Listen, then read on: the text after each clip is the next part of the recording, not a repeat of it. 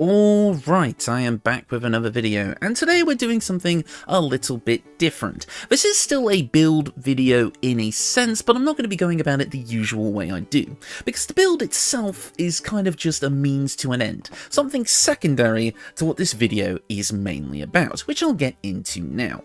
So, have you ever wanted to give yourself a little bit more of a challenge, but still not something too difficult? Maybe you've played Honor Mode a few times, maybe you're just getting a bit bored while we wait for patch 8, which I'm really excited for, and you want to just do something a little bit different with this game, rather than doing the healthy thing and moving on to something else, unlike me. So, maybe I've got something here for you. So, I knew I wanted to make a Wild Magic Druid, a character that who is a druid that has been touched by the Feywild in some shape or form, maybe pissing off some sort of Fey creature, and as such, their powers have grown wild and chaotic and out of control.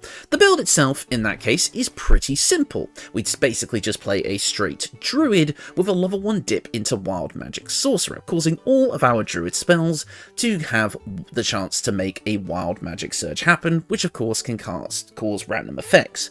But at the end of the day, it's a pretty simple build. With the Mistress Spell mod, which is totally optional, you don't need it for this mod, you do get a couple of fun extra Fey-like things. We can get things like Conjure Fey, we can get things like Snare, Charm Monster, a few fun little extra things, Polymorph, I mean that's vanilla, but you get the point. Just a few extra fun little things here and there to kind of give us more of a kind of wild magic Fey-wild feel to our Druid spellcasting. But that's not really enough for me. So I came up with this fun little way of playing this character, which you don't need any extra mods for or anything like that. This can just be done at home by pretty much anyone, PC and console alike. Because I didn't just want our magical effects to be randomized, I wanted the core of the druid to become wild and uncontrolled. I wanted random wild shapes. Now, I'm sure there's a way somebody could potentially throw some code together and make a mod that actually allows this to happen mechanically in-game, but I wanted to make this accessible for everyone at home to do. So, we're going to do something we're going to borrow from the tabletop community, and we're going to homebrew our own little rule for playing this character. So like I said, the build itself is a typical level 1 sorcerer, but it's a typical druid with a level 1 sorcerer dip, but you are going to want to play a moon druid. This is going to give you more wild shape options, which if I just move this window up, I can pull up here. These are all the wild shape options you will have by level 12. You'll start at level 2 of druid with about 5 wild shape forms, and you'll get more as we go. But the question is, how do we randomize these wild shapes? Well, we're going to roll some dice. That's what we do here. So, I have got in the description that you can read below, but I'll explain in this video now, a kind of rule set on how to play this. I guess you could call it almost like a pseudo subclass, where it's like we're kind of playing a moon druid, but it's like a wild magic moon druid with extra sort of things as you level up to change how you play with this kind of, I guess, challenge run playstyle. I'm not exactly sure how to explain it. Again, I've never really done a video like this before, but I hope everything kind of makes sense. So, here is how to play. At the start of each of your turns where you are not currently wild shaped, and I would say if you wanted to throw in the extra challenge of you're not allowed to choose when you wild shape, you have to follow the rules kind of listed here, then you could do that. But basically, at the start of any of your turns where you are not currently wild shaped while in combat, you roll a d20 check with no modifiers. So just roll a regular d20 die. That's the one you normally use for skill checks for those not familiar with tabletop. And the DC for this check for difficulty class will depend on your total character level. Because we take this one level dip of sorcerer here, our druid level would be a bit all over the place in some cases, especially if you decide to maybe take out some druid levels here and there, but I would say at least go to druid 10. But this build has a 1 level that's kind of flexible. Basically, I decided to make it based on character level. So, at your character level 1, which, I mean, you technically don't get the wild shape until level 3, but we'll just call it level 1 for the sake of simplicity, the DC for this check is 15, so you have to roll a 15 or higher to stop yourself from forcibly wild shaping. If you fail that check, you are going to wild shape. At level 5, the DC for this check becomes 12, and at level 10, the DC becomes 10, as you slowly start to gain a bit more control over your wild druidic powers. So the more you level up in with this character, the more chance you have to have control over your wild shaping. Of course, you're going to have wild magic surges on your spellcasting as well, so everything is going to feel very much out of your control. But, like I say, if you fail the check, you are forced to Wildshape, and when you do, you roll a die equal to the amount of Wildshape forms that you have, which I will have outlined in the description. But basically, starting off at level 2, you will have 5 Wildshape forms, which means you're going to roll a d6. Now, obviously that means that we have one kind of empty spot here, so if you roll a 1, you're just going to re-roll the check. But basically, you'll roll a d6, and then from the number that you roll is the form you will take on reading left to right on your hotbar. So for example, let's say I roll a d6 and I roll a 3. So I would go 1, 2, 3. I'm going to be taking on the form of the wolf because I rolled a 3, read from left to right. We're going to go with the wolf, which is a pretty solid wild shape at that level. But of course, as you level up, you'll get more wild shapes. At Moon Druid level 4, that will become a d10, as the Deep Wraith and the Dire Raven become added. At level 6, you're going to be rolling a d10, as the Sabertooth and the Panther, I should say, and the Owlbear get added.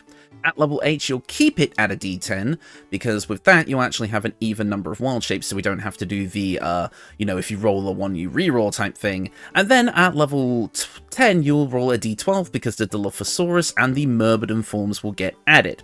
If you get to that level and you roll a 12, meaning you get to select a Myrmidon, roll an additional d4 to determine the element of the Myrmidon, again, read from left to right. So basically, anytime you fail that check, you are going to be forced into a wild shape. Now, normally this wouldn't actually be a bad thing.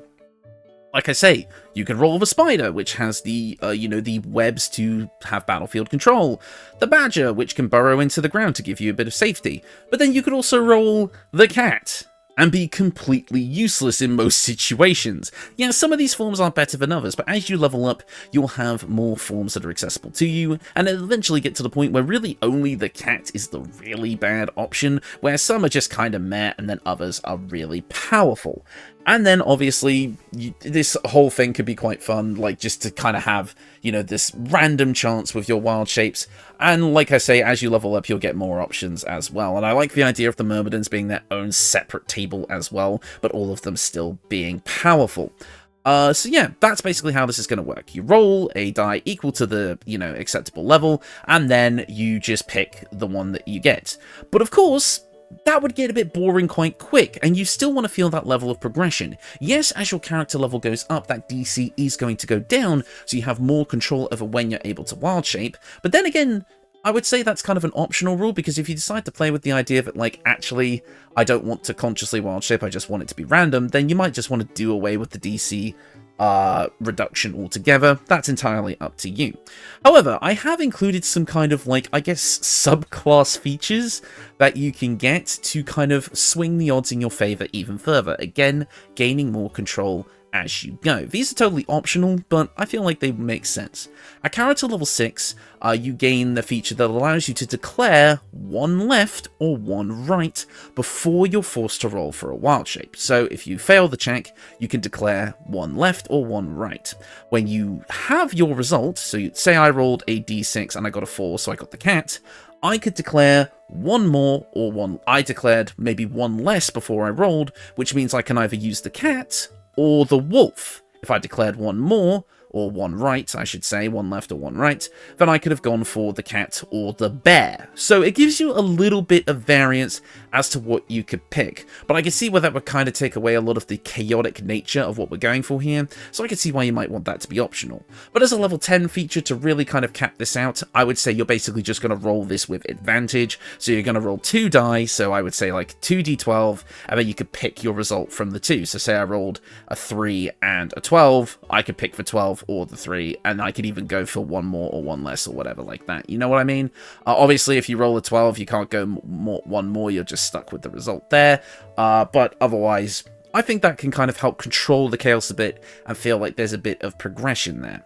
I hope all of this has made sense.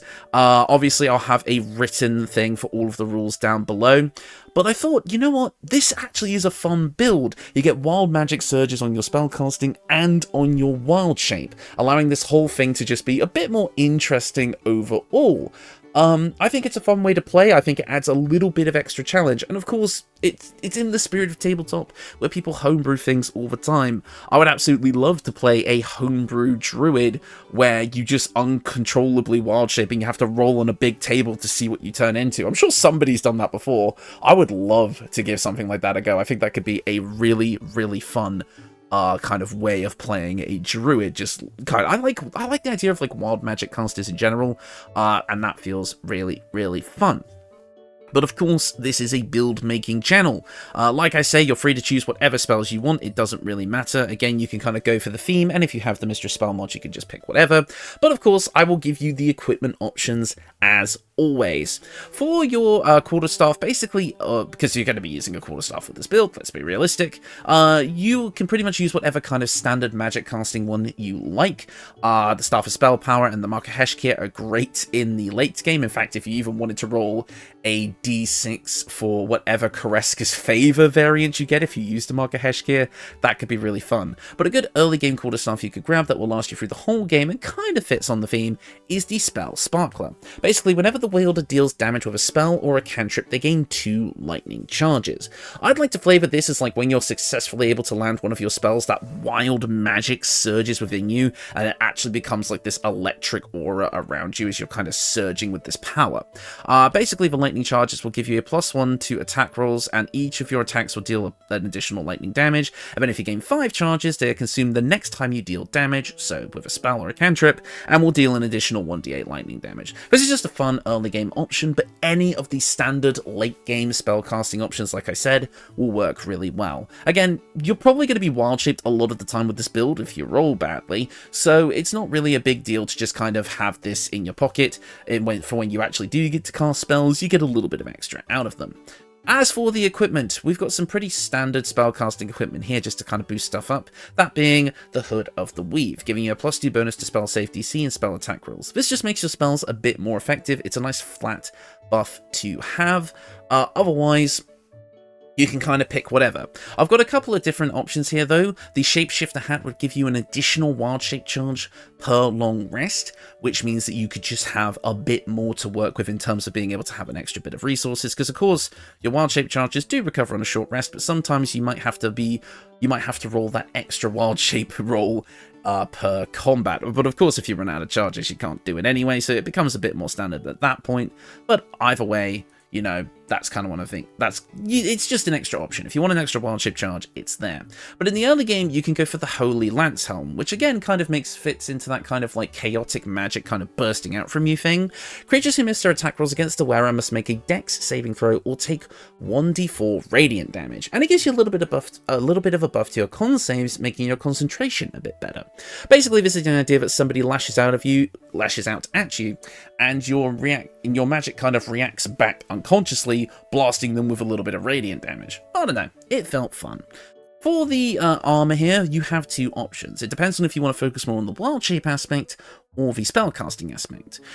For the wild shaping aspect, we have the obvious choice, the Armor of Moonbasking, giving you 22 temporary hit points when you wild shape, and while you have those temporary hit points, all incoming damage is reduced by 1. It also gives you a +2 to your armor class, and you have advantage on saving throws against spells, which all persist while you're wild shaped. So this is going to buff your wild shapes. So if you do end up with the cat, you're suddenly a cat with 24 HP. That might be useful. It might also just keep you alive a bit longer. And also it comes with a double-edged sword, because since with this challenge you're not allowed to dismiss the wild shape, as it will say in the description, I think I forgot to mention that earlier, you are technically stuck with the wild shape that you get for a bit longer, because you need your enemies to knock you out of it before you're able to get back to what you would want to do. So this is a bit of a double-edged sword on this build, but otherwise it is overall a benefit if you want to focus more on the wild shape side of things.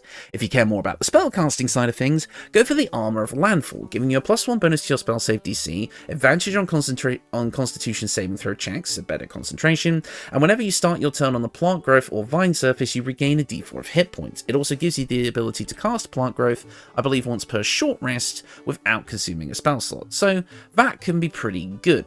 For your early game option though, you can go for the Bark Skin Armor, also giving you advantage on con saving throws, as well as constantly giving you the effect of Bark Skin, setting your armor class to 16. So it's a bit of a defensive buff, as well as helping you out with concentration. Overall, these armors will do perfect for the whole playthrough, with the Armor of Landfall and the Armor of Moonbasking playing into what we're going for here. Next up, I wanted to play a little bit into this kind of Fey Wild thing, so we've got the Cerebral Citadel Gloves. Charming or frightening a creature can give you a +1d4 bonus to attack rolls and saving throws. So if we're able to use something like Charm Monster or Charm Person, or some sort of fear-inflicting effect, we can actually, which again is very typical of the Feywild, we gain a +1d4 bonus to attack rolls and saving throws. So that mainly helps with our concentration saves. It just felt on theme for the build. And this effect should persist into Wildshape. I haven't actually had a chance to test that yet, because I haven't actually done the combat footage yet, because I'm going to do that live. Again, this video is a bit different. So this could have some fun effects, but it mainly just fits on the theme. If you even wanted to, if you don't care about level 6 Druid spells, you could actually take a 1-level dip into Archfey Warlock to get the Beguiling Presence feature to be able to do both of these. So that's an option there. But another option, and an early game option as well, is the Daredevil Gloves, giving you a +1 bonus to spell attack rolls, and your ranged spell attacks are made as melee spell attacks while you're adjacent to a hostile creature. So if you have something like Ice Knife, which is a pretty typical early game Druid spell, you can, or any of your cantrips and such like that, you can use the Daredevil Gloves to give yourself a bit more lenience when it comes to, and a small boost to your attack rolls. So it just helps a little bit with spacing and such like that, without having to like disengage and run away and all that bollocks. So it helps a little bit, but honestly, there's a lot of early game options that will work just fine. And finally, for the boots, you have the Acrobat Shoes. Honestly, put anything in the slot, it doesn't really matter. This one is just nice because it gives you a little bit of extra tankiness against spells by giving you advantage on Dex saving throws. For the equipment, we have the Fey Semblance Amulet. You gain advantage on Intelligence, Wisdom, and Charisma saving throws. I thought this would just be nice to have as kind of like, if we get, because this is an Act 3 thing, so you get far enough into the game that you have such control over your wild magic powers that your Fey patron or Fey aggressor just kind of like rewards you for your efforts by giving you this amulet, as well as the Ring of Feywild Sparks. While your Sorceress Tides of Chaos feature is active, which I'll talk about in just a second, you will always trigger wild magic surges when casting spells. So guaranteed wild magic surges. That's fun. So the Sorceress, basically from level 1 of Wild Magic Sorcerer, we get the Tides of Chaos, allowing us to, once per short, we get to kind of use a Tides of Chaos charge to guarantee that our next, let's pull that back up, that our next attack roll, ability check, or saving throw has advantage, but it has an increased chance of a Wild Magic Surge afterwards. With this, it becomes guaranteed, so it's kind of fun. And finally, we have the Ring of Mind Shielding. We have advantage on saving throws against being charmed. This is kind of an earlier game item that's kind of like a minor effect of this, so you can swap it out whenever you like, but I feel like having resistance against being charmed just makes sense for kind of a Feywild Druid caster. Overall, the equipment is fairly simple. You can pretty much sub out any of this if you want to. I do recommend the head and armor pieces though, but the rest of it, it's entirely up to you what you want to choose. Again, I think the Ring of Feywild Sparks is pretty fun though, so I would definitely keep that around. And this is a free slot that you can sub out for whatever. No camp clothing or anything this time, but we are using a modded die from the Faerunian Colors mod, again, available to all platforms, which is Sylvanas, which felt on theme for the build. But now, with all that said and done, let's get into recording some combat footage live to see what I roll on the table. Oh, this is going to be fun. Alright, so here we are at the start of combat. Well, it hasn't started yet, but it's about to. And I did summon a Dusk Hag using the Conjure Face spell from Mistress Spells, just to give us an ally, so that I'm more likely to be able to get into Wildshape without getting obliterated by 3 enemies. There you go, initiative has begun. Don't come for me! Bitch. Right. Yeah, you don't normally hear my commentary during actual combat footage, so this is going to be interesting. Oh my god, they're all shooting me, because it's a summon. Right, so I'm going to roll... I'm going to say that for the purposes of this testing, I have not taken the DC reducing feature. So I'm going to roll a d20 and see what happens. Where is my d20? There it is. I've got a little d20 physically right here in front of me. So I need to roll a DC 15 to not Wildshape. And that is a 3. So we are going to Wildshape. And because I'm level 12, I get to roll... the D12. So let's roll the D12 next. Where is my D12? Is this the D12? The D12 was always a funky one. I never roll it very often. There it is. Right, I rolled an 11, which means I am going to be wild shaping into the Dilophosaurus. Let's go. Pretty good wild shape overall. Is it the best for this situation? I don't know. But that is basically how you're going to play this character. And look, you even get the Tides of Chaos feature while wild-shaped. That's kind of fun. Let's go for the Corrosive Spit, because that does acid damage. Shit. Ow. As you can see, I'm still fairly tanky. So I'm not, like, in a bad position. This doesn't make the build incredibly difficult to use. But it's still, like, fun overall. Like, you still basically... you are playing a druid, you're just getting a little bit of extra out of it. It's just a bit more fun. Again, it's like a little homebrew thing that we could just do in this game overall, which I think is kind of fun. Can you stop shooting me? Thank you. Right, next up, what can we do here? We've got a few things. We've got Pounce. We also have Lunar Mend, so we can do that if we want to keep our wild shape form up. But we also have a Pounce. Leave it a target to bite it and knock it prone. Yes, please. Let's kill. Son of a bitch, is this form useless or something? Spit. Oh, I have done nothing with the Dilophosaurus form. Maybe I won't heal this one. Right, okay, here we go. We're gonna beat your ass. What we're gonna do is we're gonna hypnotize, sleep. Yeah, let's put you to sleep. Oh, can I put you to sleep as well? Yeah. We'll do that. Sleepy time for you. Just so you stop shooting me, because you suck. Ow. Okay, go on. Knock me out of wild shape. Do it. Sleeping. Okay, apparently not. Let's just try biting somebody. Let's just try biting someone. There we go. We also get extra attack. We also get extra attack. And there we go. We've officially been knocked out of wild shape. So, I'm going to roll both my die again to see if I wild shape a second time. Again, we're going to go for that DC 15, just as an example. And that is a 10, so we're going to wild shape again. Let's have a look at the table. Of course, we did use a... that does take 2 wild shape charges, so we can't actually transform into the Myrmidon anymore. In that case, I would say if you roll a 12, you can just re-roll. But otherwise, if you have the shape changer hat, you would be able to still use it here. I forgot about that, but there you go. There's an addition to the rule. And we rolled a 10, which means we're going to be 1, 2, 3, 4, 5, 6, 7, 8, 9, 10. A saber-toothed tiger. Which, again, 2 forms I've never really used in this game before, so that's kind of fun to get access to those. Like, again, I always go for, like, the owl bear or the myrmidon or something. I never really go for the other wild-shaped forms, so it's kind of fun to use. Let's go for, Nightmare Touch, Hypnotic. Well, let's not Hypnotic Pattern everybody. Let's just go for... Oh, we've got Claws. We can go for Claws. We can go for... Oh, we can go for Dream. Can't be unconscious. Okay, Hypnotic Pattern then. Well, maybe there's a way I can angle it. That's probably immune to Hypnotic Pattern. You know what? You're kind of useless. Let's just make you dash. There we go. Clap. Really? This Steel Watch is kicking my ass. Okay, that's not good for my health. Okay, we've got an unconscious fighter and a sleepy one. That's kind of fun. But here we can just go for a Lunar Men. Let's go for level 5. And then we are going to... If the target is prone, yes, get him. There we go, they are dead. And now we can shred armor. Let's do that. Well, this Sabertooth is kind of funky. Don't maim me so I can't get close to you anymore. Oh, you bitch. And today on Hobo discovers the problem with some wild shape builds. Go down. You are asleep. Okay, well that doesn't work, because you sleep them at the same time they take damage, so they wake up again immediately.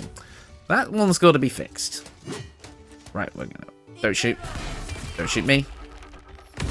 Don't shoot... Motherfucker. So yeah, so now we are officially out of Wildshape, which means we can't Wildshape anymore. However, that doesn't mean we're out of options, because we can still cast spells. Which means... Polymorph? Target can't be polymorphed, because of course, it's a Steel Watcher. Steel Watchers don't let you do anything to them. I hate these guys so much. Maybe we can reduce it with a bit of crazy Feywild magic. Go, small. Gonna drink a potion. Gonna sit here and take my lumps. Okay, where did you go? Oh, you're back there. What do you mean? I'm ensnared, I can't move. Hypnotic pattern then?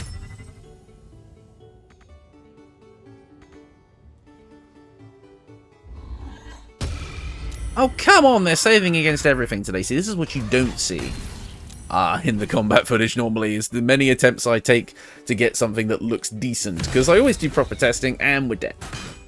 Which, to be honest, there you go. That is the extra challenge of this build, is sometimes you're not going to get the right thing. But again, if you're playing this build, you're going to be playing it in a full party, which means you'll have other party members to back you up. Maybe I should come up with ways to play Wild Magic everything. Wild Magic Eldritch Fighter could be fun.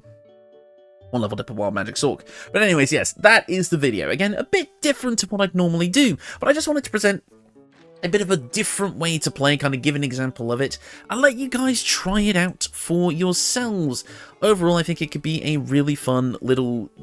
just a different way of playing, adding a little bit of extra spice to a playthrough. Again, I could come up with more fun sort of do-it-yourself at home homebrew kind of concepts for this game if you guys want to. But I just wanted to try out a different style of video that isn't just your standard build video, because let's be honest, I'm sure we're all getting a bit bored of those, at least until the new subclasses come out. But anyways, that is going to do it for me for today. Thank you all so much for watching, and I will see you all next time. Again, let me know if you want more kind of experimental content like this. Goodbye.